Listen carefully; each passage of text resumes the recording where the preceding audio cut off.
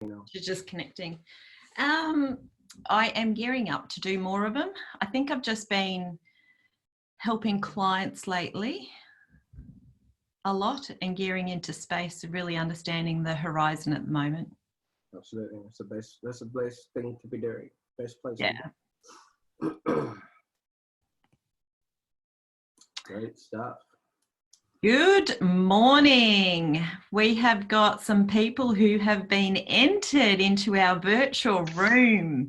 Prosper, I have to do a nice big introduction for you because I think you're a bit of a social media legend out there.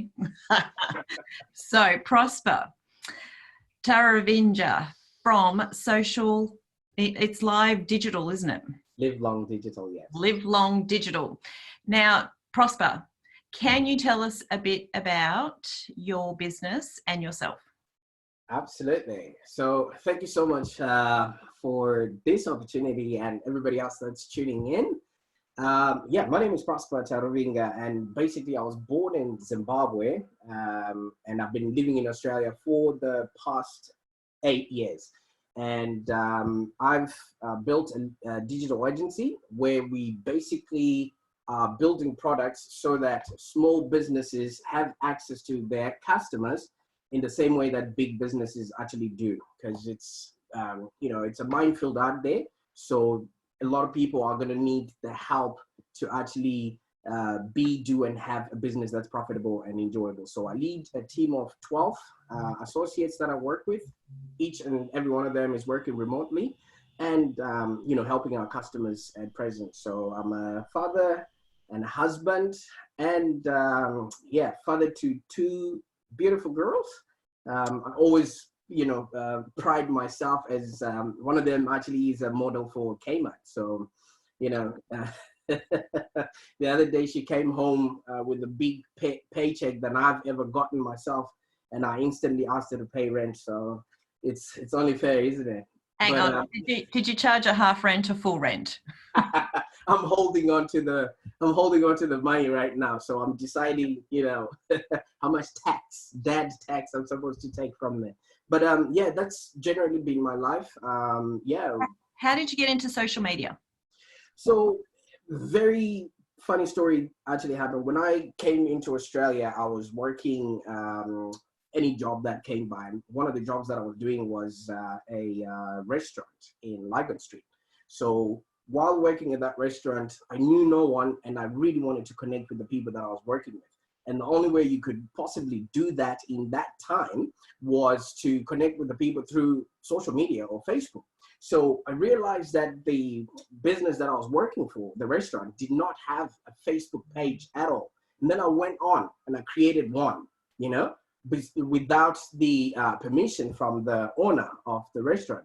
So while I was working there, the one day, while I was working at the restaurant, he came flying through the door and he was so angry at me. Who did this? You know what I mean? Because back then they thought having a Facebook page was opening them up to reviews that they did not want. And he didn't want anything to do with the internet, because nobody really trusted the internet, back then. So I owned up and I was like, I'm sorry, I'm the one that created it. And he's like, take it down. Nobody told you to do that, and I don't want to see it. And I was like, oh, what have I done here? So I went in, and I don't know if you know the process of deleting a Facebook page. It takes about 3 days. So that happened on a Friday, and when I applied to delete the page, they started asking me all these questions, and then it was put into the quarantine or whatever it is to start holding back. Yeah. So on the Monday, he came back because on Friday or on the weekend, people had gone onto the page for some weird reason and left a really good review and said, oh, we came to the restaurant and the food was nice, etc., we'll come back again. So he had seen that now, and he's like, okay, so you did this and now people are talking about this. Leave whatever you're doing. I was doing the dishwashing then at that time. Leave whatever you're doing, come upstairs. You're now looking after the social media. So that was my introduction to social media, in the first world. I did not know anything about how to then get started. So I just went on and started studying about, what customers want, what the restaurant business is all like, and started connecting with, back then there was the Blackpool, there was all these other social media places, and I just started buying books to educate myself. Long story short, his competition started coming to me now because he was bragging about the new social media guy that he had. And one of his competitors came to me and said, hey, can you also do it for me? I'll pay you $200 a week to do this for me. And I was like, wait a minute, I can now officially be paid to be on social media. So that was my introduction. All right. And then from then on, I just really started studying. Algorithms were changing. And then from then on, I just started doing it for other people. I got involved in the modeling business. I even started influencer marketing before I even knew what it was, bringing in models and getting them, attached or aligned with other businesses, et cetera, et cetera. So it just grew up from there. Now we've got clients, that are ranging from some celebrities that obviously I can't mention, really big companies, and some small to medium businesses. So, and we're doing the services for them. And basically I just created this, service. And now we're just building products so that small to medium businesses can also have access to their customers in the same way big companies can. Fantastic. I love that. Giving the smaller companies what the bigger companies have access to. Absolutely. Yes. Excellent. I just do a quick big welcome to everybody out there. You've got Prosper and myself from Outcomes Business Group, who has been a coach now for about 4 years. Before that, I was an accountant, and before that, I worked in a family business with my mum and dad. We were a petroleum distributor, wholesaler and a retailer, so been in business for over 20 years in small businesses, doing many various different things. And I think probably at this point, I'm going to ask for people to engage in the chat box a little bit, because Prosper and I feed off the energy that you guys are going to provide us. We've got some really good information and tools that we really want to share with you today. And the first thing I'm going to ask while we get everyone into the chat box is to maybe just give yourself a bit of a hello, let us know you're there, maybe where you've joined in from, if you're from Melbourne or outside of Melbourne, and maybe just a bit of an idea around industry so that we can talk about some of the specific questions. We had a bit of a survey for people who registered to put in some ideas about what they would like to hear about today. So we want to make sure that we cover that off and make it relevant for anyone logged on. So feel free to jump into chat and say where you're from and the industry that you're in, and we will try and bring some context to be relevant, specific to your needs. The bit of a funnel that we wanted to take you through today was to really help you understand the process of how to stay relevant today. Right, Prosper? Oh, absolutely. We're in trying times at the moment, and it's very difficult for whoever is out there to figure out how they fit into the grand scheme of things. So yeah, definitely. And the horizon is just changing. I think initially it was every Sunday night there was a new announcement, then a panic on a Monday, and then behavior change going on and uncertainty for people. But I think people are starting to get into that new way of living now in terms of what is a new norm. But there's still a lot of questions out there about what you can do in your business and how can you bring your business along in that journey. So Prosper and I would love to take you through some ideas in here today around your mindset. I'm not going to lie around that one. The muscle that you build in your mind is going to be one of the most powerful tools that you have to get through this process right now. Mindset, the intention of where you want to take your business and where you're planning to go will be really, really important for you. And we're going to talk about how do you keep adding value to your market right now, because business is all about value adding. And if you're not staying relevant and in a context where you are providing value to people now in these changing environments, you're going to struggle. So we want to provide some ideas around how to do that. Prosper is a genius around how to get your messaging right to your market. So if you start working out how to add value and then talking about how you can communicate that message, what kind of market you really need to be pitching to, and then what kind of media channels to be using to make sure that you're speaking to your client base and maximizing your opportunities. That probably is a good positioning for today about really staying relevant with your game and being flexible and open to the changing arena right now.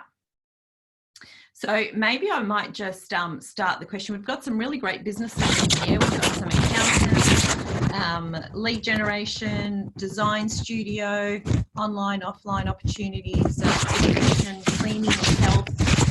So it's really good stuff in here. Thank you very much for contributing. And we're going to keep being aware of the industries as we go through. Right now, I think the biggest thing is your mindset.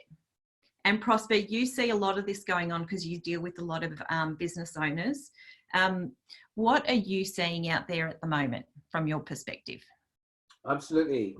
That's a really good question. A lot of people, first of all, are not certain what tomorrow brings. And when people are not certain, it's very difficult to make a decision, whether do you plan ahead or do you stay put.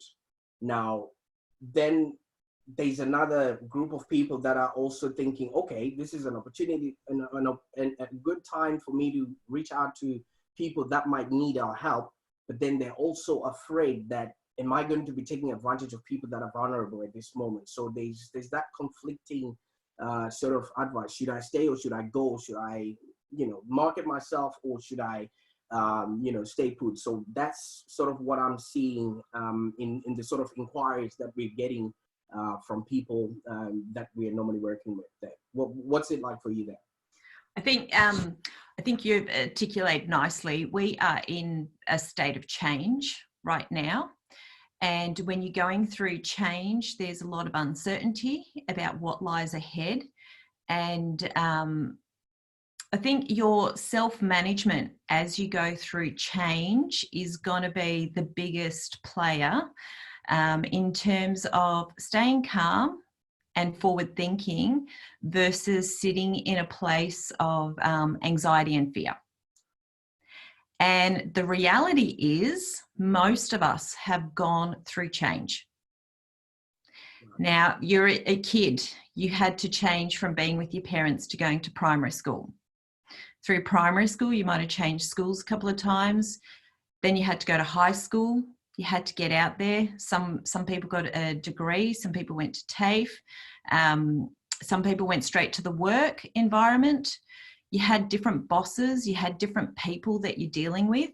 You're buying new houses along the way as you go along, renting different houses. Change is in our life constantly, but it's how we approach the change. And there are some tools that are really cool out there. Profiling yourself is a great way of getting self-awareness in terms of your natural profile, how you, we use DISC quite a lot in the coaching space at Outcomes. And in the DISC profiles, you've got 4 different profiles. And when you understand what your preference is with your profile, you have a really good understanding of how likely you are going to be to managing the risk, the change going on at the moment, or how it's going to be a challenging environment for you. So creating awareness of how you actually deal with change, I think is quite a healthy way to start looking at, has change been good experiences for you in the past or bad experiences? And when there've been bad experiences for you, what did you do to plan and change those experiences and turn them into something that could be good for you?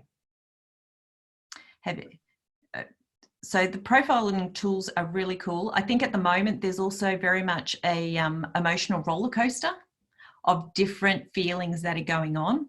So it's almost a bit like the grieving of our old life. And you get this like, things are changing. It's like calm. It's like, oh my God, I can't do that anymore. Then there's anger because you can't do it. Like there's a lot of different waves of emotion that are going on. Are you seeing this in Oh, the business? absolutely. And they are sort of 5 stages in a grieving sort of scenario. I don't think I will be able to mention them, but there's acceptance, and the acceptance is the last one. The first one is usually the acknowledgement of, okay, this is now really happening. What's going on? Being aware of your surroundings and everything else that comes along with it.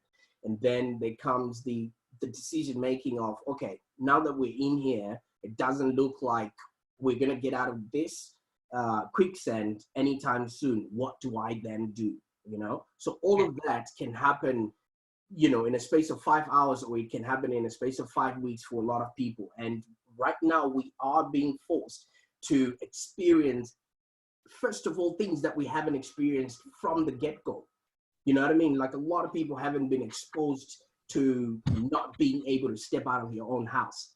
I mean, for people like me that were born in different areas, this was a norm for about 18 years, where you couldn't really step out of your house. But if you've had all your liberties with you from birth, you are having to relearn how to live with the people around you. So you can only imagine that, even when we're looking at Maslow's hierarchy of needs, right now, the first thing that was at the bottom was proper survival.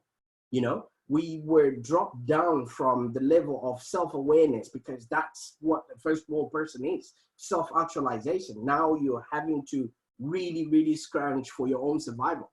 So it's a very difficult place to be when you never had to go down, the hierarchy like that. So I can imagine, like you said, all these mixed emotions, and obviously following other sources of information that might not be reputable is not also helping in the process of decision making, because that's just what we're being faced with at the moment.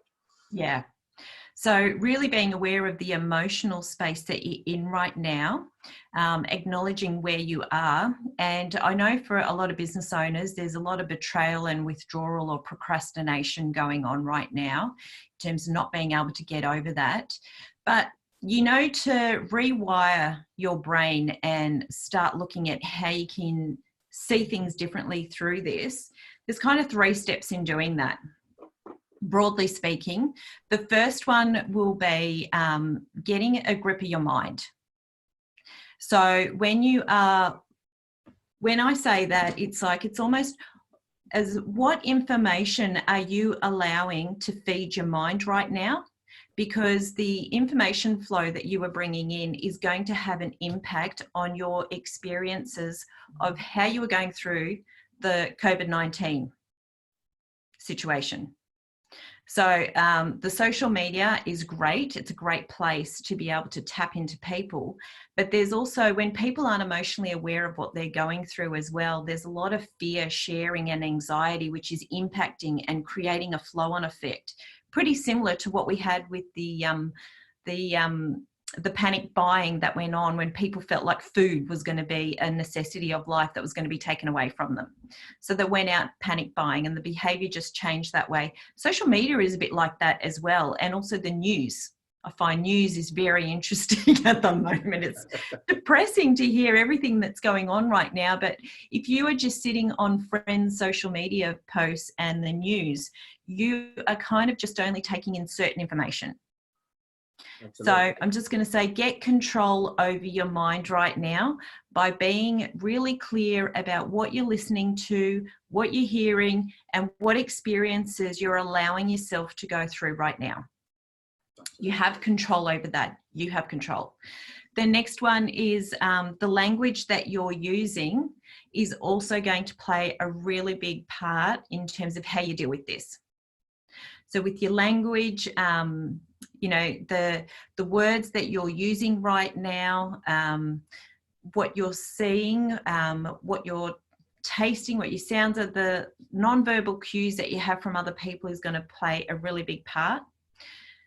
When you get really clear about the intention of where you want to go, the next part will be, what new habits are you creating that are going to put you in a better position for this? So take control over your mind through the experiences you're allowing yourself to go through. And I know with some friends at the moment, I've had to kind of bypass some of their social chats at the moment because they're just feeding me information that's not really useful for me right now. So take control over your support around you, the friends that you have, and information that you're seeing. Language and then habits that you're building to get yourself out of this will give you a process of change to manage where you want to go right now. Absolutely. Anything else you want to add in that one in terms of, I guess, mindset is a really big one. Is there any other questions out there with mindset people would like to hear more about? It's a massive topic, and I think mindset is really something that is built up over time. You can't change it overnight. You've got to constantly work at it. And I know the business owners that I've been working with, ones that have been really focusing on their mindset, their learning, their environments that they build around them in a better place now than what some of the others are. Absolutely. You see, the one thing about it all is we are human at the end of it all. The first thing that we would do is go into fight or flight mode. And right now, I would want to say with true love and respect, if you're within your household, you are in the safest environment you could ever be. So do not invite anything that's not supposed to be there by attracting it with the mindset or whatever you say or what you put out there. You want to, at this particular moment, be known for who you want to be when all of this is over. All right. When there's war or when there's famine or when there's any hard occurrences within an environment, those that keep the torch ablaze for others are going to be rewarded when everything else. So this is the time where you really want to ask yourself, what business am I in? Are you in the business of fear, or are you in the business of what you actually deliver to your clients? And make sure that, if anything, that's what you are projecting, and that's what people are going to remember you for after all of this is said and done. Yeah, I think that's pretty fair. And also, when you've got teams and people around you in your business right now, is the biggest time you're going to have to stand up to leadership of yourself and managing yourself so that you can actually lead your team and move your team in the direction that you want. I know there's been a couple of questions in here about culture and helping teams pivot and move with you. How you give your team the opportunity to do that and how you lead them through that process can have a really big influence. Culture, again, is another thing that is built on relationships of people and how we work together. We may be virtual now and not in the same office space, but it's still how you stay connected and how you make the effort to stay connected while you may be distanced out of different rooms. Absolutely. So after we get through mindset, which is going to be a big chunk of how you get through this, the next one I just want to talk about very briefly is your intention. Now, this is, I think your intention of how you want to play business is going to be the biggest step for giving you an opportunity to see things differently. So right now, the kind of businesses that we're seeing in play at the moment are people who are kind of hibernating. They might have actually had to have shut shop right now or work on an exit strategy because things are just really tight and things have changed out of their control. You probably got a fair bit of the travel area. Travel's really big in this space at the moment. Entertainment, retail, you know, these kind of areas that are having to look at what they're going to do throughout the next bit of time. You've also got people who are surviving and haven't been impacted that much. They might lose sales a little bit over the time, but they might be actually helping the economy right now with essential services. So they're fine. They could be doing a little bit of pivoting or adaptation in their business to help them pick up a bit of a new client mix or change their products in a different way to help reach a new market. So adapting your surviving business right now is another really good thing to look at. And then the other one is businesses who are actually thriving at the moment. There's businesses going crazy trying to scramble and keep up with the demand based on their need being a real essential service. So IT companies, marketing companies, accountants just on the phone constantly to their clients trying to work out and get tax returns updated so they can be helping their people. So in terms of where you are with your game right now with your business, my question is, are you hibernating with your business right now? And if you are, I really want to challenge you to think about what are you doing to develop the business going forward. If you are a business owner and you survive on business and you need to come back in the game, what are you doing today to get yourself positioned for 2 or 3 months' time when you need to start entering the market again? And if you are hibernating, do you really need to be hibernating? The next one would be the survival game. And I think in this space here, it's probably how, for any of these business owners, how do you turn the coronavirus into something that is the greatest thing that ever happened to your business? That's the magic question. So looking at the business stage that you are right now can help you think where you are, where you need to go. So with the business model that you have had, what kind of product mix have you got? What kind of client mix have you got? What kind of distribution channels have you got? The supply channels. And I think more than ever, your partners or business relationships that you have that can help you pivot what you're offering to the market right now, because business is about adding value. And if you are not adding value, people are in a place of uncertainty about what their future finances are going to be. So if there's no value adding for them at the moment, there's no real reason to buy. Absolutely. So having a look at your team approach, how you change what you currently have, all those assets within your business that you have right now, what can you do to adapt any of them? It's a big topic, but I think going into working out where you're going in this space and then getting back on board with talking to your client base about what you do is going to be critical going forward. So Prosper, in terms of messaging with clients, if business owners start understanding what their intent is going forward, they get their mindset positioned well, they realize that they want to start adapting some of their game. How do they start communicating to their market?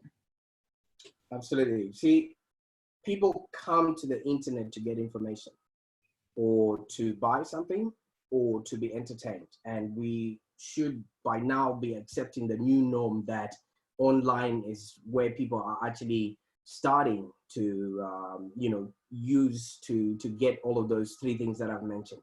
So as a business owner, you really want to make sure you have determined that when people are maybe just scrolling through, remember their attention span is just gone to like 3 seconds now and maybe even shorter, all right?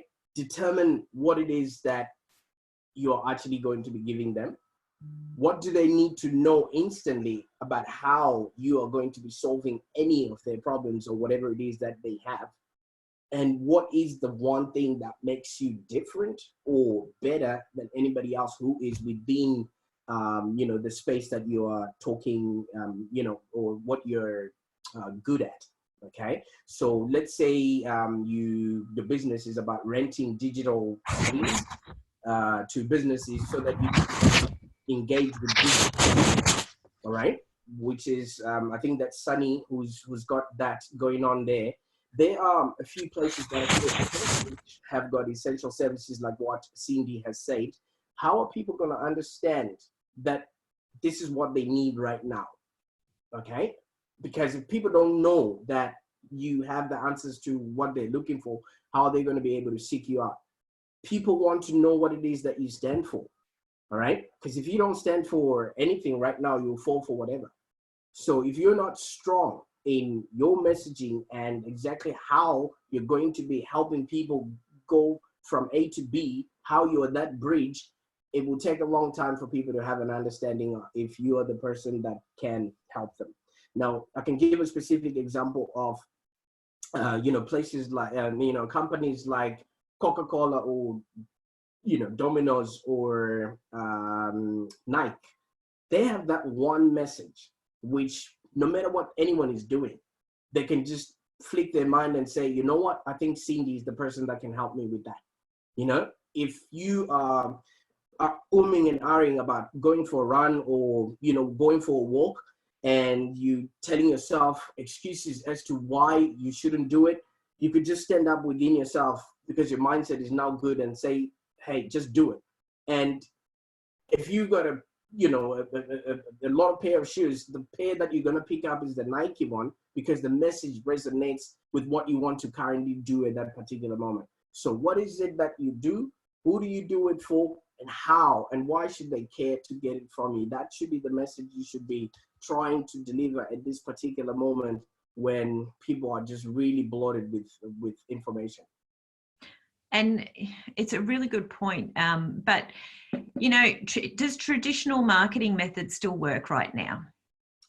If you're looking traditional as in billboards, nobody's driving out. So obviously a billboard is out of the question. Newspapers are still being delivered. All right. So there has been a fusion of what they call tradigital sort of marketing, where traditional marketing also works in conjunction with digital marketing. But if your message cannot be picked out of a sea of other messages, whatever modality you're going to be using is not going to resonate. All right. So if somebody does not understand what it is that you require off of them, how you're going to help them, or what bridge you're creating for where their pain is to where the solution is, then whatever message, it's not going to resonate.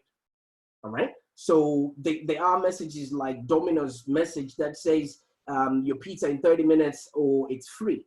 That message used to work a long time ago, but right now everybody can deliver can deliver a pizza in 30 minutes or less. So they now need to upgrade that message. So that used to be their traditional way of doing it. Coca-Cola has the same message, but they're using different modalities or than they did 100 years ago. When Coca-Cola started, maybe they were doing it on billboards or writing it on trucks, you know what I mean? And there's rumors that they even invented Christmas, the whole, Santa Claus and everything else, just because that's the only time that they can express the joy and happiness of, that being, their products or use of their product. But we can't use those modalities anymore. People are now using their mobile phone, which is the central point of communication. No matter what's happening around, nobody is going without a phone that is with credit or a full battery. So you want to make sure when somebody is looking at their phone, you're talking to them, that message is seriously resonating to them at that particular moment. You could be speaking one to many, but there's Vivian who's watching right now. There's Craig who's watching right now. All right. If Vivian realizes that that message is directed to them, then they will pay attention and see if it aligns with them. So if your message is encouraging people's dreams, is justifying people's failures, aligning with whatever fears they have at that particular moment, or confirming with their suspicions, and you're also helping them throw rocks at their enemies, that message is gonna stick, no matter what modality you've used to bring it across. Yeah. And, we have a really interesting business who is registered for the webinar today, who is a researching centre that are actually focusing on trying to create a vaccine for the virus within 90 days. That's like a massive campaign. Right. Very emotional at the moment with what they're doing. Right. And the global attention is all on, they've got the global platform now. Right. To do this. How do they tap in to resourcing at the moment? That's a very, very big question, isn't it, Prosper? Very, very big and specific. But normally, when your message is aligned to a cause, especially right about now, you now want to look at the people that are capable, or the resources that are capable. Maybe it could be doctors or scientists, or people that would what can I say? People that have the right intelligence to make sure that this happens. Now, intelligence and influence. Influence at the moment really is not. I don't think it's essential, because what we need is somebody who we can ask. Okay, if we mix these two chemicals together, what do they create?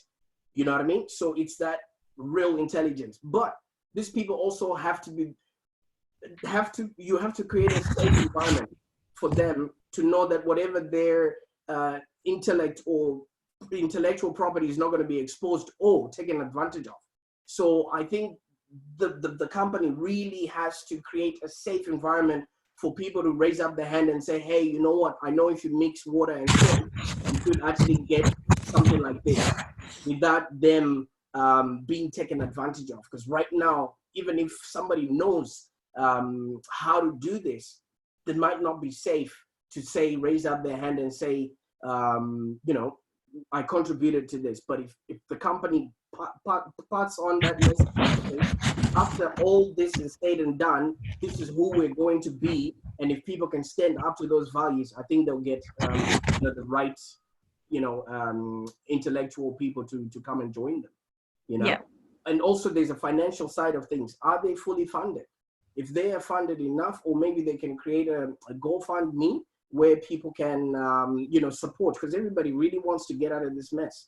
So the message is going to be twofold, since they are now going to be that platform. So the people that are going to receive the medication and the people that are going to contribute to that medication, now they need to get people's trust that that is exactly what they're going to do.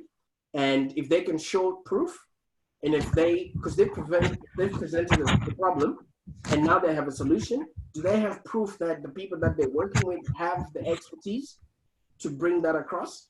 So it's like any sales letter. If you are writing a sales letter or presenting any form of marketing to people, you present the problem, and then you aggravate it a little bit. And then once you've aggravated, you tell people you have the solution. All right. And then you show proof that you're able to do that. And then you call people to action. So if they follow maybe that sequence, I would think that they would have, they could achieve their goals in time. Yeah. And it does come back to goals, doesn't it? Absolutely. Being very clear. Yeah. You can't hit a target that you cannot see. Yeah. Great. So messaging now, because this is really a golden key purpose for businesses right now in terms of adding value out there and messaging it right. We have some category, like different industries in here. So we've got the cleaning and health industry. Now this is an area, the cleaning and health industry is something that's really an essential service, isn't it? Well, they are because they say viruses and bacteria or whatever breed in dirty places. So the healthier, the cleaner the areas that we live in, the faster it is that we flatten the curve with this. So they are an essential service, yeah. They are, but there's also, I think it's interesting because people who are doing cleaning, there's also two different mindsets where people, with cleaning, it's really about giving people peace of mind that when the cleaning is done, it's done risk-free to someone. Right. You see, that's where values would need to be really, really explained. If your values align with the person you're doing the work for, then I don't see any clash with regards to that. So that's where messaging really comes in. Who are you? What do you do? And why should people care? And when people care, then obviously they would open up to start doing business with you. Yes, but I think it's interesting when people are doing house cleaning or home cleaning. Right. And if you haven't communicated to your audience how you are going to have protective measures for keeping them clean, because you could probably do a better clean than what the homeowner could do. if you have set yourself up right and you are communicating that message right. Otherwise, the fear just keeps building. Great. So you see, that's where you now have to be the person who keeps the torch ablaze. All right. People are always looking for inspiration. And if your message is a message of hope, people would welcome you more than if you've got a message of gloom, because I think people are bloated with that sort of information. So as a business owner who is in that sort of industry, go out and engage people, provide value, all right? Give before you ask, right? And I think that's pretty much standard when it comes to messaging. Have people know, like, and trust you, because people do business with those they know, like, and trust. And if you have explained how you're going to be different from everybody else, how you're going to be better, and what your unique selling proposition is, even if they've heard it from elsewhere, but if you say it in a way that resonates with who they are, I think the message would stick. Yeah, because Michael's just updated us to let us confirm that he does virus-free cleaning. What does that look like in terms of, you know? Depends on his client mix, like who, if it's depending on who the client is. Mm-hmm. But yeah. Okay. It's quite an interesting space, because there's some cleaners that are really struggling at the moment who are servicing the home sector. But then you've got people who are keeping health professionals out there, or trades, or, you know, the businesses that are functioning are still needing to be virus clean. Absolutely. I can attest to that, because I wouldn't want somebody, you know, coming and exposing my kids or my loved ones, because we've obviously been quarantined. So if they can really, really show that they are actually doing that, maybe a couple of videos here and there, or send people a video specifically to the people you're going to be cleaning with or your client base, and really show them maybe what it is that you call virus cleaning, because, you know, for them, that might just be a lot of words that don't really mean anything. So how specific are you going to be doing it in a safe and healthy way that is not going to expose my loved ones to some sort of danger? So that's part of the messaging, you know what I mean? How are you doing it different? How are people going to trust that they're not welcoming somebody into their household who's going to leave them, you know, exposed? Yeah. Yeah. And I think it's also not assuming that people know what you know. Absolutely. Especially when it comes to your health and well-being. Virus-free cleaning is something that means something different to everyone. Absolutely. I think it's just mentioned that one of my clients was sick when I offered natural remedies. So that may be part of the service that you do, which is a value add, like maybe what Cindy said earlier on. But also, I would be really careful, because right now people are probably only just hoping to hear medical advice from professionals, you know what I mean? So how are you going to be really specifically explaining to the person that what you have might actually save their life? So, you know, I think this is situational.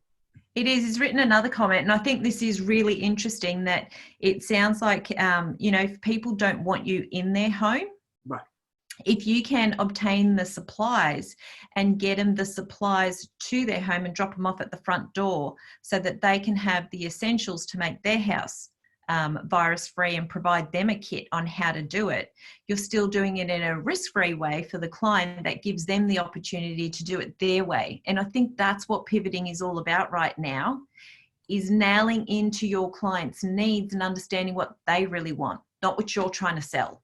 Absolutely. So that's innovation based on the fact that these people actually understand who their client is and what their needs are. And if you can anticipate somebody's needs well ahead of them before they ask, then they can assume you can solve their problems. So I think this should be a really specific example that goes into all industries. Who are your clients seeing before they come to you? And who are your clients seeing after they come to you? What can you take from all these parties while you're the bridge from where they are to where they're going, and maybe either collaborate with the people they see before you or collaborate with the people they see after you, and yeah, just make sure you're servicing your clients in, you know, in an environment that leads your business to be profitable and enjoyable. So I think this needs to be looked at in a way that he's gone in and seen what else can I provide and be of value to my clients with, besides just going out and saying, hey, give me the money or something like that, because that's all I know how to do to clean. So it also ties into the mindset that you talked about earlier on, that it's not just about what we're providing, but how are we actually servicing our clients, and what else can we add to add value in order for us to be remembered after all of this is said and done. Yeah. And the value that people are really needing at the moment is all about value of essential services for where they're going over the next 3-4 months, whatever that is. Pivoting and Craig's made a really good comment here that, you know, you still need to keep your eyes on the long-term game. Totally agree with that. What your company is all about.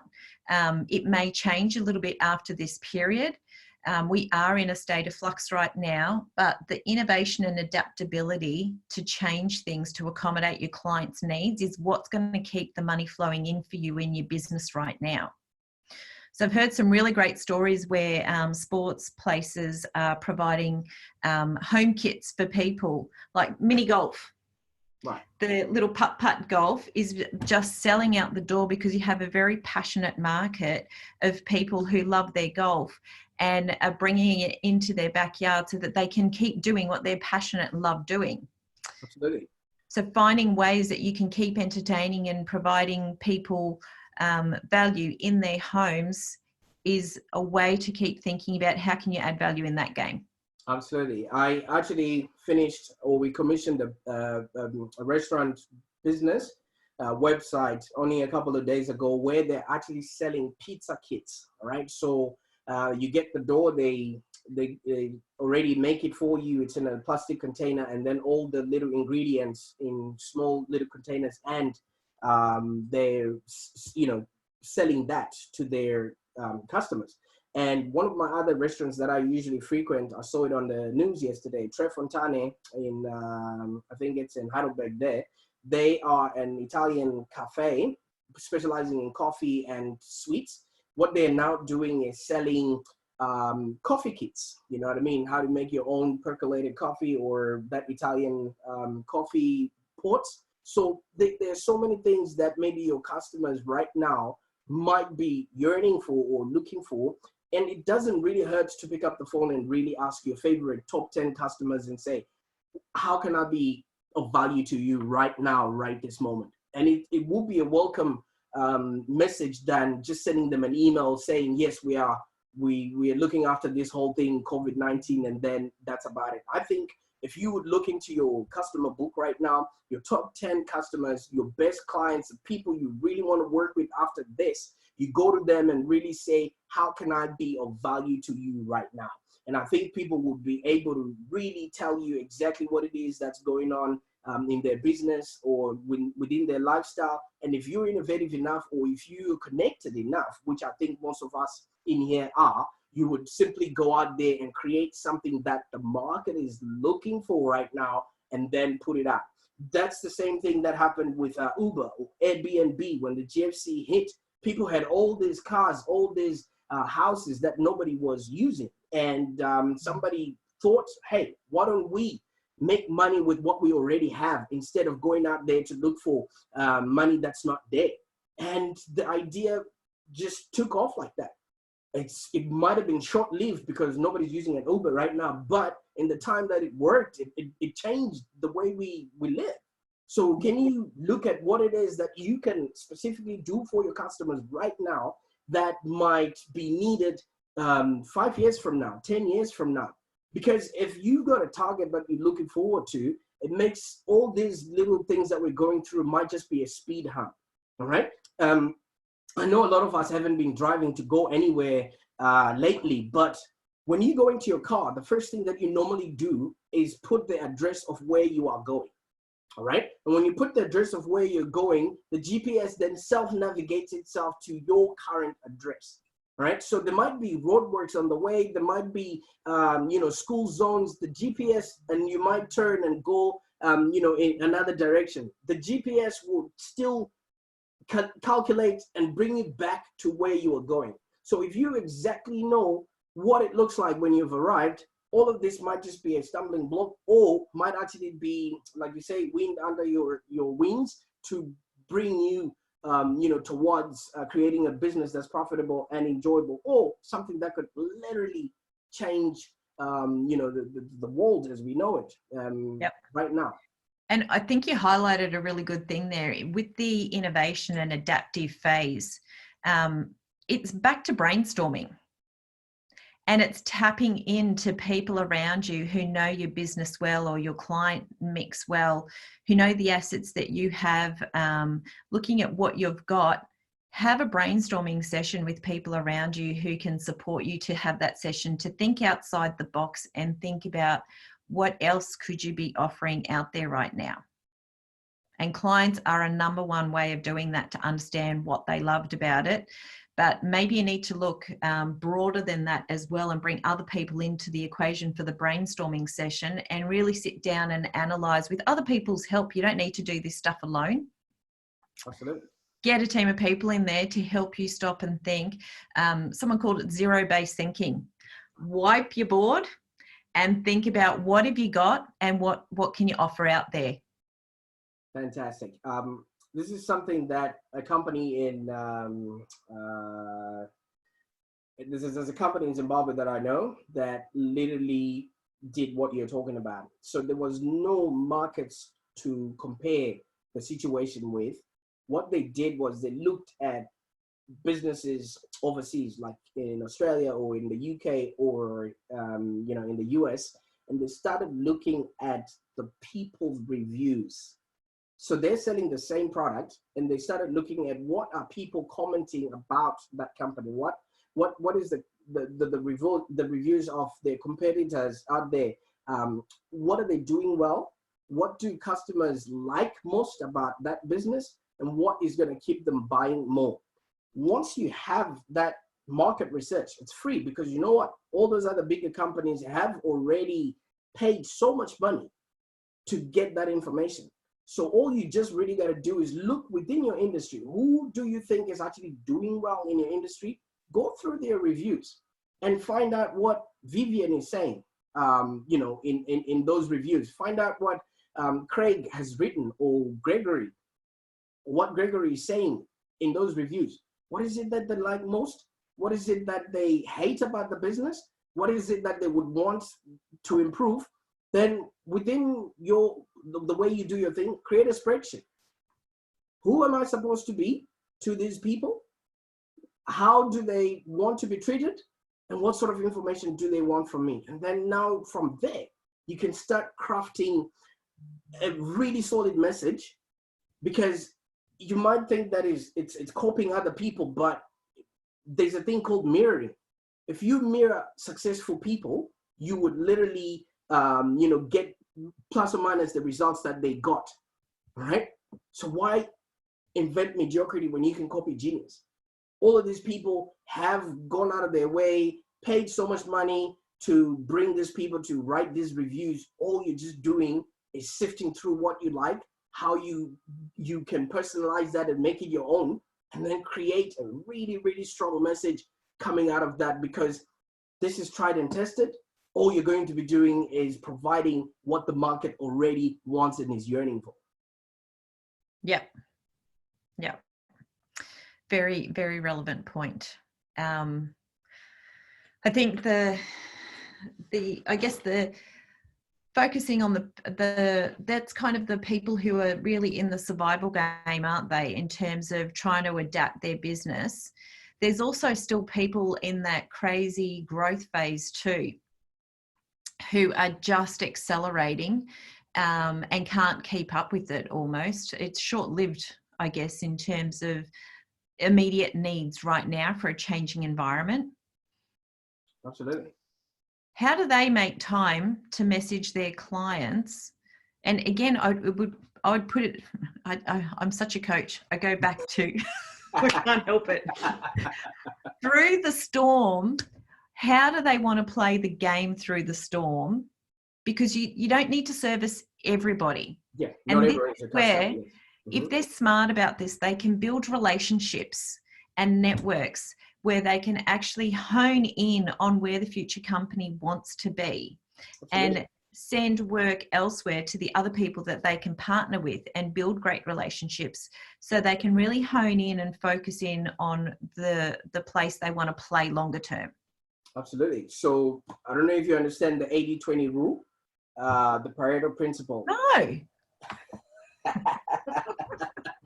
Tell me more, Prosper. Let me education you today. Right. So, I mean, obviously, there's always that 20% that yield 80% of the results, no matter how busy you are.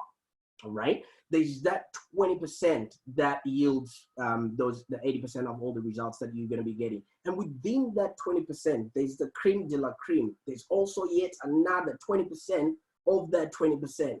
Right. So you want to go in and really look at those people and then calculate what is their lifetime value to your business. Are they the people you would want to continuously serve? How can you best present yourself to those people, the ones that you have? Because right now you're in luck. If you're getting customers right now, this is live feedback that whatever you're doing works. But like you said, you can't be everything to everyone. So you might as well be the best to those that you seriously want to work with, that are not going to deplete you of the energy, because right now you're going to need it. You know what I mean?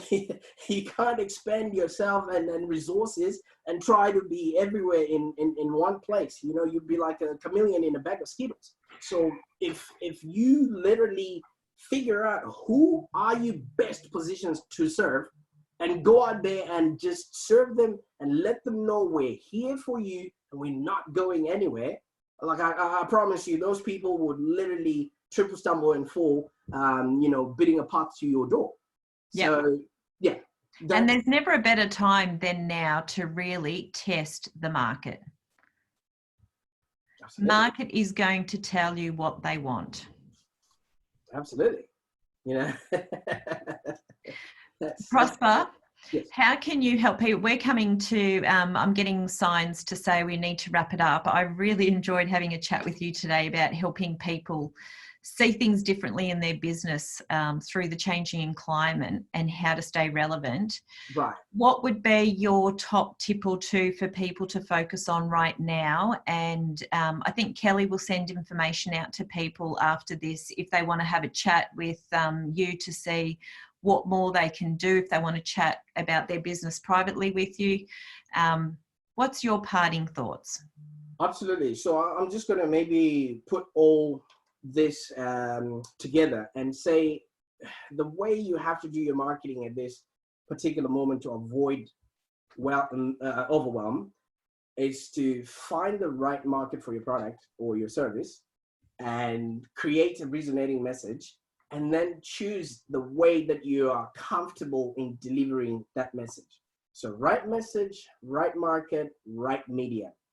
Because if you can get your message to the market that are willing and able to purchase those goods, and you choose the right media that they are comfortable in reaching out to you, you'll be on your way to marketing dominance, and you will definitely be one of the winners out of this, creating a business that's profitable and enjoyable. Nice wrap up. And are you willing to talk to business owners about their business? We're open for business. Like I said, we're basically here to create all the products and tools to ensure that small businesses have access to their customers the same way bigger businesses have right now. See, bigger businesses have access to intelligent minds that can just, have ideas to work with them. As business owners, you're probably just by yourself, and the people around you are not the best business people. They're all, have fear in their heads. So you really want to connect with like-minded individuals that are going to be helping you or hand-holding you, or just really telling you that everything is going to be okay. Just, not by what they say, but you literally watching what they're doing. Yeah. Nice. And I'll probably just follow up on that and say, what does success look like for you in 3 months' time, and in 1 year, and in 3 years? Be really clear about what success looks like for you. It's different for everybody. Some, it's more of a health perspective. Some are still looking at health, but also looking at business opportunities as well, in terms of what they can do to stay in the game. Define success for you and your business. What actions are you taking to actually try different things at the moment? Because it's great to have a lot of brain power about where things are going, but more than ever, you need to start taking action right now while you're at home, and get out of the procrastination withdrawal phase. Take action on the path that you want to take for what success means for you, and work out, is it working or isn't it working? Nothing's ever set in stone, and it is a bit of a play around in terms of trialing and error, getting over that fear of failure, and playing with the market to really get a grip of where things are going. Mindset is going to be your biggest thing. Be very mindful about what information you're allowing your brain to receive and then have to filter through to, it's going to have an impact on your behavior. And then I guess in terms of if you need support going on, we have the Facebook Adaptable Business Group, where we are talking to a number of professionals to keep people updated with different bits and tips of what you can do through these changing times.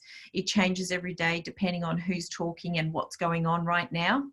There is there's also an adaptable business plan that we offer for people right now, in terms of things are changing very quickly. And if you need to start changing and adapting your business plan for where things are going, we have heaps of tools on the website, and you can find out through our events page how to get yourself into the adaptable business plan. This has been a lot of fun, Prosper. Kelly has just, I think Kelly wants us to just wait because she's saying how you can get in touch with Prosper here. I'm assuming, Kelly, you're going to put his contact details there. Check out your website, Prosper. What's your website? Oh, absolutely. So my website is livelongdigital.com.au. So live long and prosper. And you have heaps of tools on your website too, don't you? I do have heaps of tools. One of them just gives them a report on what their website currently looks like and how it can actually convert, how you can actually change it so that it converts people as soon as they land on there. Fantastic. Kelly's just put that up for you for your community post as well. So if anyone wants to look at a marketing community, join in with Prosper's group. If you want to keep thinking about adaptive ways for how you can be changing the game day by day as you go along, there's the adaptive Facebook group too. There are heaps of resources there. Be mindful about who you stay connected with, who you have around in your inner circle right now. It's more important than ever. Prosper, will you stay in my inner circle? Oh, I'll always be there, Cindy. And thank you for having me today. It's been a lot of fun. It's always great chatting with you and sharing tips to people about what they could be doing in their business. Have a great weekend ahead, because it's up to the weekend. It's Friday already. When you're at home, you don't really know what day it is, do you? It's been Friday all along, you say? All right, everyone, take care. Stay safe out there, and don't hesitate to get in touch with anyone, even in the chat box as well. Craig Emery, all the best. Have a great weekend, and keep staying positive. Craig's words. Absolutely. And thank you so much for tuning in. I mean, you could have been doing something cool, but I really do appreciate the time you've taken with us. And thank you, Cindy, for inviting me. Thanks, Prosper. See ya.